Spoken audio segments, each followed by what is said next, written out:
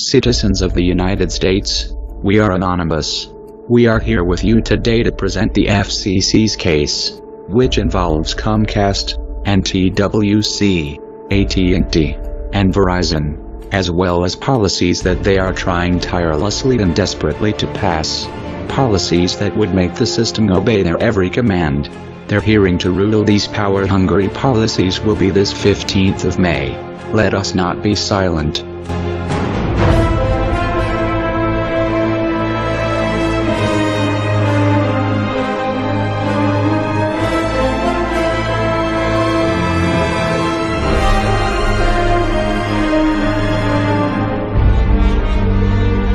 Historically, the FCC has shown more concern for the demands of corporate lobbyists in government branches than advocates of individual civil liberties.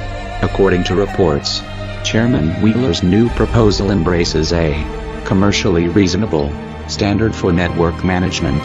That standard could allow ISPs to charge companies for preferential treatment, such as charging web-based companies like Netflix or Amazon to reach consumers at faster speeds. This pay-to-play model would be profoundly dangerous for competition.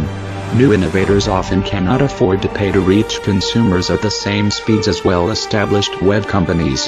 That means ISPs could effectively become gatekeepers to their subscribers, favoring the traffic lanes they wish because they are the ones with the money and power.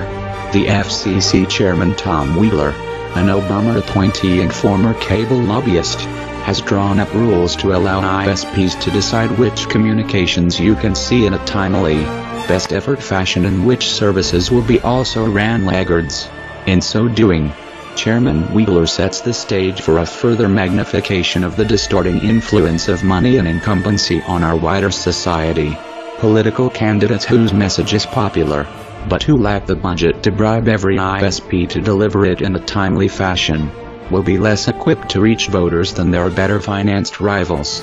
A recent study looked at 20 years' worth of U.S. policy outcomes and found that they exclusively responded to the needs of the richest 10% of Americans.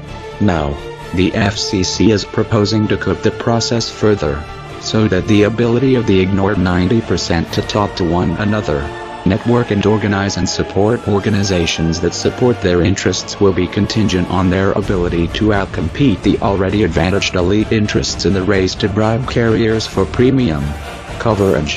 The FCC and its apologists will shrug and say that the ISPs are businesses, and they own their lines and can do what they want with them. Without net neutrality, your local cable company could simply decide the website of a political candidate you support and they don't.